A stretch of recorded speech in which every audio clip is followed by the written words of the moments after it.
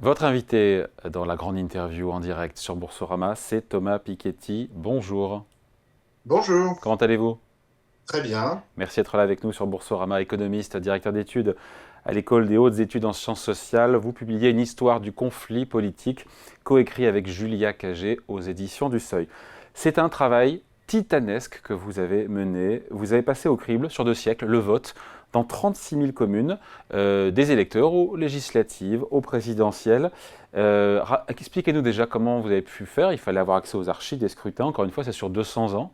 Racontez-nous un petit peu ça déjà. Alors, toutes ces données, en fait, étaient aux archives nationales depuis toujours. Simplement, elles n'avaient jamais été numérisées. C'est-à-dire que le ministère de l'Intérieur, en France, numérise les résultats des élections législatives au niveau communal depuis simplement 1993. Donc, pour les dernières élections, tout le monde a ça en ligne, c'est le ministère de l'Intérieur met ça en ligne. Mais ça n'avait jamais été fait pour les élections précédentes. Donc, nous, on a numérisé, on étudie les principaux référendums en France depuis 1793, parce que le premier grand référendum en France, c'est 1793 pour ratifier la Constitution de la Première République, jusqu'au référendum européen de 2005. Et puis surtout, on étudie toutes les élections législatives de 1848 à 2022 et aussi toutes les élections présidentielles de 1848 à 2022. Les présidentielles, il y en a juste une en 1848 et puis ça commence en 1965. Mais sur les législatives, on a une série très complète de 1848 jusqu'en 2022, dans l'entre-deux-guerres, dans l'après-guerre, avant la Première Guerre mondiale. Et donc on a fait tout le trou, en gros, entre 1848 et 1993. Ça n'avait jamais été fait. Pourquoi c'est important? Parce que auparavant, des chercheurs avaient regardé les résultats des élections au niveau des départements ou parfois des circonscriptions, mais le problème, c'est qu'un département ou même une circonscription, c'est très grand. Vous avez des communes très différentes, très inégales, donc vous ne pouvez pas bien comprendre qui vote pour qui. Alors qu'au niveau des 36 000 communes, bah, vous avez des différences de richesse, vous avez aussi des communes très industrielles, d'autres très agricoles, des communes qui ont des caractéristiques sociales très différentes. Si vous voulez, aujourd'hui, pour donner une idée, vous prenez une ville comme Roubaix, vous êtes à 800 euros de revenu moyen par habitant, vous allez dans le 7e arrondissement de Paris, vous êtes à 10 000 euros de revenu moyen par habitant, y compris les enfants. Hein. Donc, si vous voulez, vous êtes sur des moyennes et des écarts qui sont vraiment considérables. Et donc, quand vous allez comparer ces différents votes, donc typiquement, nous, on va ranger nos communes, nos 36 000 communes, on les range des 1% les plus pauvres jusqu'aux 1% les plus riches. Et puis, on regarde depuis 1848 comment le vote obtenu par les différents courants et candidats évolue avec la richesse de la commune. Et on trouve parfois des pentes très, très fortes par rapport au score moyen obtenu par le candidat dans tout le pays. Pardon, Et dans ce cas-là, on dit, qu'est-ce que voilà, vous entendez oui, par pente? Une pente très forte.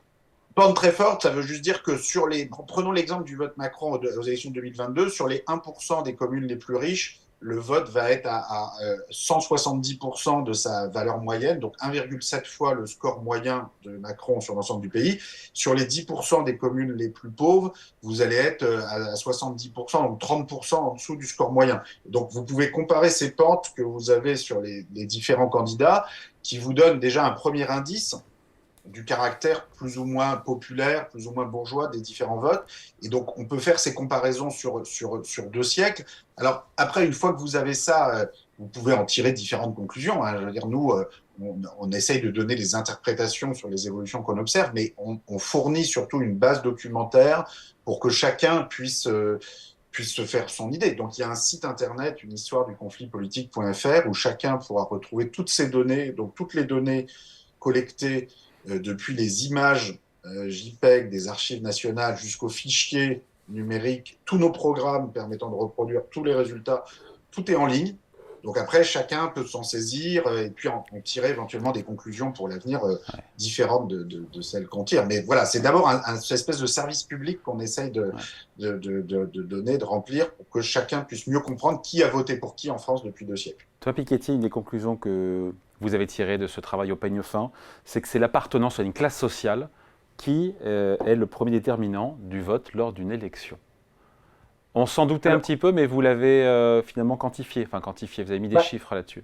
surtout, ce qu'on savait pas, c'est comparer dans le temps l'importance de la classe sociale. On se doute bien que ça compte toujours pas mal, mais là, c'est vrai qu'un des résultats frappants, c'est que la classe sociale n'a jamais été aussi importante qu'aujourd'hui. Alors, à condition d'envisager la classe sociale dans un sens quand même assez large, qu'on appelle la classe géosociale, c'est-à-dire que oui, il y a la richesse économique de la commune, donc par exemple le revenu moyen, la valeur des logements, la proportion de propriétaires, mais il y a aussi la façon dont vous vous inscrivez dans un tissu territorial et productif. Donc la taille de l'agglomération, de la commune, c'est pas pareil de vivre dans un village, un bourg, une banlieue, une métropole.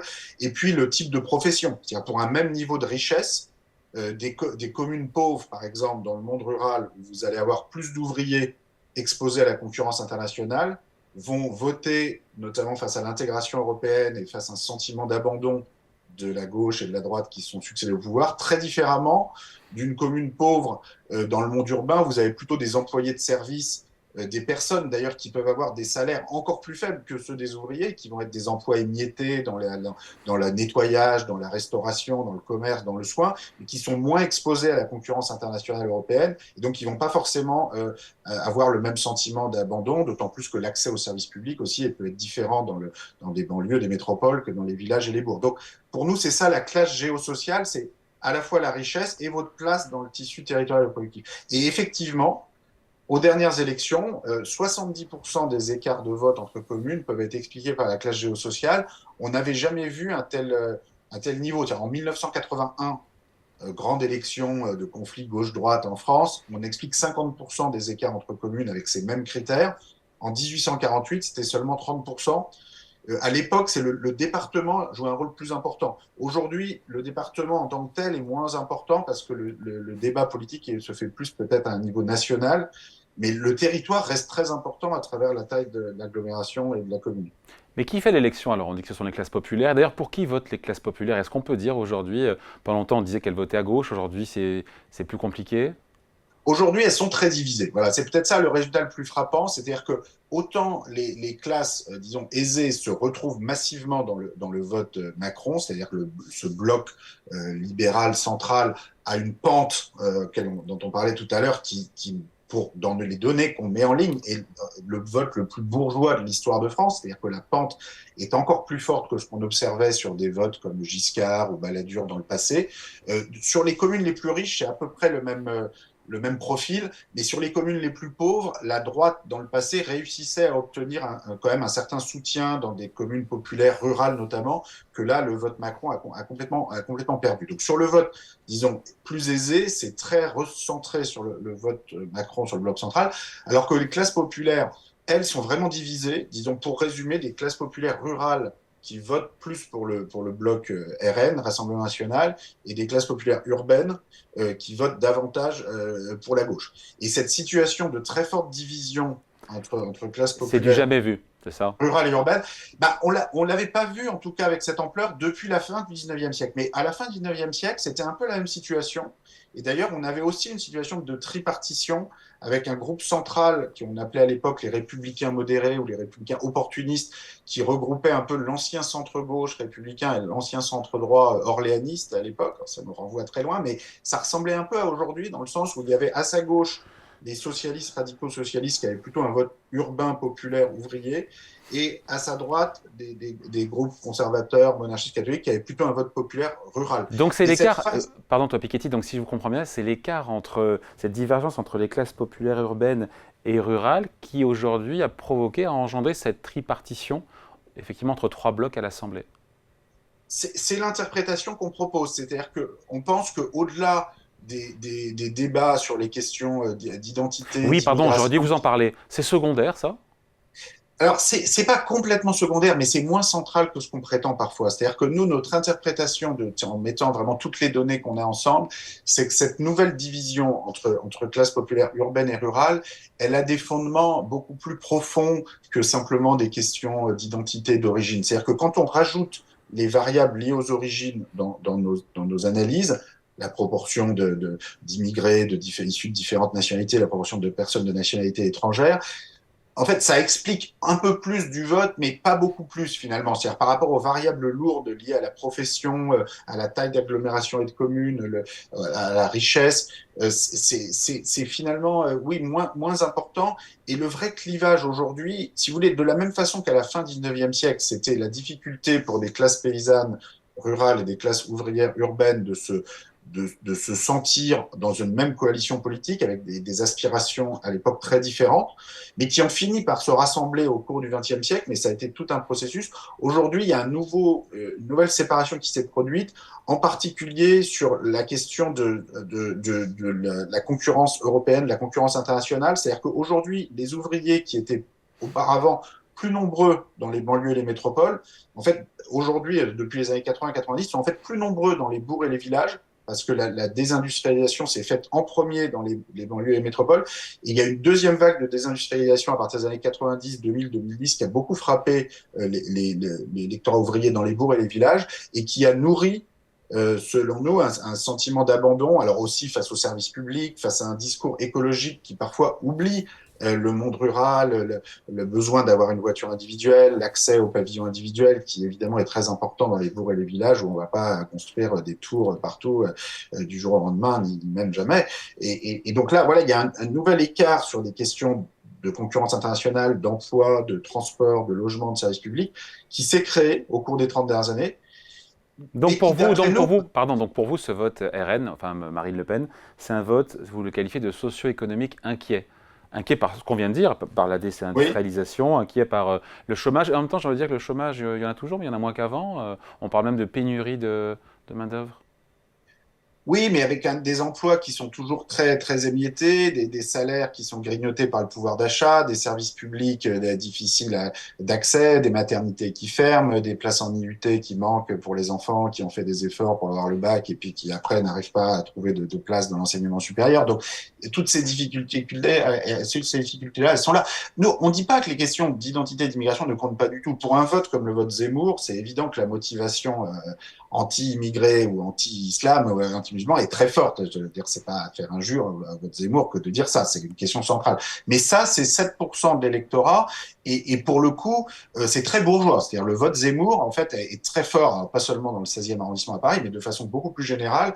Si on classe à nouveau les communes par richesse, c'est un profil en fait de vote encore plus bourgeois que le vote Macron, mais sur un segment très faible, 7% de l'électorat. Le vote pour le RN, lui, est très différent. C'est-à-dire autant le vote Zemmour est urbain et plutôt privilégié, le vote RN, depuis 2007-2012, ce n'était pas le cas avant, est devenu rural et populaire.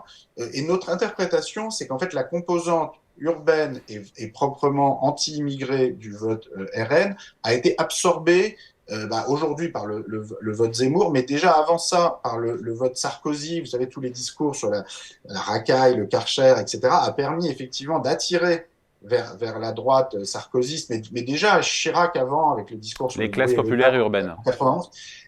Non, alors les segments oui. anti-immigrés du monde urbain, mais qui ne sont pas du tout la totalité des classes populaires urbaines, parce que l'essentiel des classes populaires urbaines ne sont pas anti-immigrés et ont une sociabilité parfois avec des populations d'origine immigrée. Puis surtout, il y a beaucoup d'origines mixtes. Vous savez, c'est ça qu'on constate dans les enquêtes de l'INED, c'est qu'en fait, on a une mixité, enfin, on n'est pas aux États-Unis avec une ségrégation blanc-noir qui se reproduit de génération en génération, et tant mieux. Donc, si vous voulez, tout ce discours anti-immigré, notre analyse, c'est qu'il est un peu décalé par rapport à la réalité pour l'immense majorité de la population française qui est passée à autre chose et qui a davantage des préoccupations socio-économiques. Et l'électorat rural qui vote aujourd'hui pour le Rassemblement national, s'il était uniquement intéressé par des questions d'identité, il voterait Zemmour.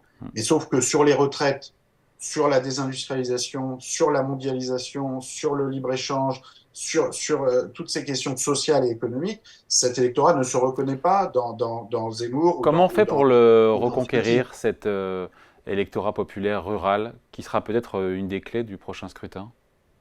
Je pense qu'il faut effectivement que la gauche s'adresse beaucoup plus aux classes populaires rurales qu'elle ne l'a fait jusqu'ici. C'est-à-dire que c'est bien de s'adresser aux classes populaires urbaines, mais qui d'abord étaient à gauche et qui sont partis au RN. Qui sont partis en partie au RN. C'est-à-dire qu'un des résultats de notre livre, c'est que on a cette idée fausse que le monde rural a toujours été à droite. C'est comme ça. Et en fait, ce qu'on montre dans le livre, c'est que l'écart de vote entre le monde rural et le monde urbain, entre la gauche et la droite, était en fait très faible pendant l'essentiel du XXe siècle. C'est-à-dire que vous prenez une élection comme 81 Mitterrand, il fait pratiquement le même score dans les villages et les bourgs que dans les banlieues et les métropoles. Et c'est pas juste parce qu'il a une affiche avec une église dans son dos sur l'affiche, c'est une réalité beaucoup plus profonde qu'on observe en fait pendant l'essentiel de la bipolarisation gauche-droite au XXe siècle. C'est une période où finalement le clivage social l'a emporté sur le clivage territorial. C'est-à-dire que les partis, en particulier de gauche, ont réussi à convaincre les classes populaires urbaines et rurales que ce qui les rapproche est finalement plus important que ce qui les divise. Et pour nous, c'est ça l'enjeu aujourd'hui central pour la gauche. Alors ça passe par des politiques sur les services publics, évidemment en zone rurale, dont on a beaucoup parlé, mais sur lesquelles on n'a pas beaucoup agi. Et donc il s'agit de montrer qu'on peut rassembler les ressources nécessaires pour ça. Et donc là, il y a une question de financement sur lequel le RN est quand même assez faible, parce que Marine Le Pen, elle dit vouloir aider le monde rural, mais en même temps, elle va vouloir supprimer l'impôt sur la fortune immobilière sur les personnes qui ont plusieurs millions d'euros de patrimoine immobilier. Donc il y a un moment, vous voyez, l'idée que vous allez pouvoir payer toutes ces politiques sociales simplement en s'en prenant aux plus pauvres, aux gens au RSA ou aux immigrés, à un moment, les maths ne collent pas, quoi. Enfin, vous n'avez pas les dizaines de milliards de ce côté-là qui vont vous permettre de mener une politique sociale. Et c'est pour ça que nous, on dit que le bloc de gauche peut, sur ce terrain-là, avoir un discours plus convaincant. Il y a aussi toute la question de la concurrence internationale. C'est-à-dire que face à l'Europe, on ne peut pas attendre qu'il y ait l'unanimité en Europe pour avoir des mesures, par exemple, de taxes carbone aux frontières, qui, pour l'instant, au niveau européen, sont complètement insuffisantes et insignifiantes et ne vont absolument pas limiter les entrées de batteries électriques venues de Chine, etc. Et donc, si vous avez besoin de mesures unilatérales, en France, pour se protéger, et c'est quelque chose qui est très important pour l'électorat ouvrier des bourgs Ouais. et des villages, et pour de très bonnes raisons. Toi, Piketty, est-ce que cette bipolarisation droite-gauche qu'on a connue pendant très longtemps, en tout cas pour ceux qui sont parmi les plus jeunes d'entre nous, est-ce que la présidence Macron sera comment dire, une parenthèse, ou est-ce qu'on est rentré dans peut-être une tripartition plus durable, que vous ne souhaitez pas, j'ai compris en vous lisant dans les grandes lignes, entre, encore une fois, plusieurs blocs, bloc central, bloc de gauche, bloc de droite ou plus nationaliste. C'est pas souhaitable, mais est-ce que c'est amené à durer malgré tout, même si on ne le souhaite pas, parce que c'est instable? On le voit bien à l'Assemblée aujourd'hui. Franchement, c'est impossible de prédire exactement comment le système a évolué. Donc moi, je vais pas jouer à ça. Je pense que tout est possible. Je pense quand même que la tripartition ne peut pas durer très très longtemps. C'est-à-dire qu'il y a la grande limite de la tripartition, c'est l'absence de force de rappel démocratique. C'est-à-dire que vous avez besoin d'alternance dans une démocratie. Et il faut aussi dédramatiser les alternances. C'est-à-dire que cette façon de dire c'est moi ou le chaos, c'est moi ou les extrêmes, qui est exactement la rhétorique qu'on avait fin 19e avec le groupe des républicains opportunistes, modérés, qui disaient, voilà, c'est nous les seuls républicains, les socialistes, les radicaux socialistes à notre gauche, les conservateurs à notre droite, sont tous très dangereux, c'est que nous. Mais sauf que dans une démocratie, vous avez besoin d'alternance. Et donc ça, ce Mais système pardon, me je semble... coupe, d'une vraie alternance. On a souvent reproché à la France d'avoir des alternances finalement entre gauche et Oui, droite, avec des politiques qui étaient assez semblables. oui, mais alors, je pense que c'est ce qui a fragilisé le système à la fin de la période. C'est-à-dire le fait qu'à partir des années 80-90, la gauche en particulier ait abandonné une politique de défense des ouvriers, une politique de redistribution ambitieuse, ça a aussi fragilisé le système et ça a ouvert la voie à cette nouvelle coupure territoriale rural-urbain et aussi à la tripartition. Mais à la fin, c'est malsain. C'est-à-dire que, vous savez, nous, on a plutôt tendance à voter pour le bloc de gauche avec Julia Cagé, mais on est d'abord des militants de l'alternance démocratique. C'est-à-dire, nous, on ne dit pas que la gauche doit être toujours au pouvoir. C'est bien d'avoir la droite, la gauche, et ça a plutôt bien marché au cours du XXe siècle. C'est-à-dire le fait que vous avez le cartel des gauches en 1924, le Front populaire en 1936, une très forte majorité communiste socialiste en 1945, ça permet de mettre en place la sécurité sociale. En même temps, le fait que la droite soit aussi au pouvoir sous De Gaulle, ça permet aussi de mettre des limites à ce que la gauche fait au pouvoir. Enfin, nous, on croit dans l'alternance des deux permet d'avancer. Ça nous paraît quand même l'évolution non seulement la plus souhaitable, mais aussi la plus probable, parce que on parle souvent d'un nouveau bloc populaire au niveau du Rassemblement national. Ce bloc populaire est en fait assez fragile, parce que dès que le Rassemblement national essaye de s'étendre, il se retrouve notamment avec un allié Zemmour ou Ciotti, qui pour le coup a un électorat extrêmement favorisé et extrêmement urbain, et qui a une plateforme sur les questions socio-économiques, sur la question des retraites, sur la question des services publics en zone rurale, sur la question des suppressions d'emplois dans la fonction publique, complètement différente. Et donc, comment un bloc comme ça pourrait-il voter une réforme des retraites, un budget pour la transition écologique? Donc, si vous voulez, on est dans une situation où chacun des trois blocs a beaucoup de contradictions internes. Il y a aussi des contradictions à gauche, ça on les analyse dans le livre. Mais au sein de ce paysage très, très instable, le bloc de gauche a un socle électoral populaire plus important que ce qu'on dit parfois.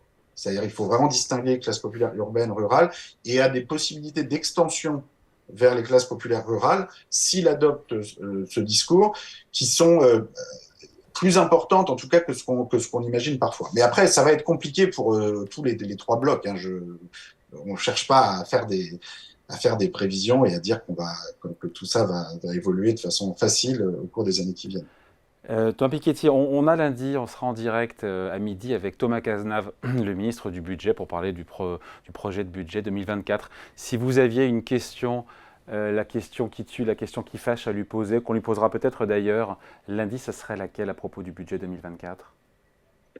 Bah, pour moi, la question centrale, c'est le sacrifice de la jeunesse. C'est-à-dire, si vous regardez les étudiants aujourd'hui en France, je vous parlais tout à l'heure de ces bacheliers dans des zones rurales qui ont fait des efforts pour atteindre le bac, et puis voilà, il n'y a pas de place en IUT pour eux, ils se retrouvent dans des cursus universitaires complètement inadaptés, parfois par rapport à leur bac technologique, alors qu'il faudrait des formations d'IUT avec beaucoup plus de place. La réalité, c'est que le nombre d'étudiants en France au cours des 10 dernières années a augmenté de 25%, ce qui est une très bonne chose. Hein. On a maintenant un peu plus de 50% d'une classe d'âge qui fait des études supérieures, mais vous savez, en Corée du Sud, on est déjà à 60-70%. Donc on ne va pas retourner à un enseignement supérieur élitiste. C'est une bonne chose qu'on ait 50%, il faudrait même aller encore plus loin. Sauf que les budgets n'ont pas suivi du tout. C'est-à-dire que la réalité, si vous prenez le budget de l'enseignement supérieur là, qui est proposé pour 2024, et vous pouvez vérifier avec le ministre, c'est que si vous retirez l'inflation, parce que alors, des fois, ils nous font croire que le budget a augmenté, c'est juste l'inflation, mais vous regardez l'évolution au cours des 10 dernières années, après avoir retiré l'inflation, en gros, ça a stagné, ou ça a augmenté de quelques pourcents, sauf que le nombre d'étudiants, lui, a augmenté de 25%. Donc le budget par étudiant, là, c'est vraiment les chiffres de Bercy, du ministère, le budget par étudiant a chuté de 20%. Comment vous pouvez préparer le pays pour le 21e siècle si vous faites baisser l'investissement par étudiant? Et ça, pour moi, c'est l'erreur. Enfin, d'ailleurs, ça a commencé avant Macron. Hein. C'était déjà le cas en fait sous Hollande. Il y a eu, donc c'est pas, mais ça a continué.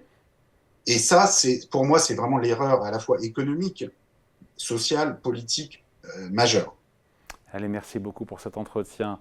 Thomas Piketty, donc, pour ce livre, vous publiez, vous avez coécrit avec Julia Cagé, une histoire du conflit politique. C'est aux éditions du Seuil et c'est à lire. Merci à vous. Merci. Au À bientôt, revoir. au revoir.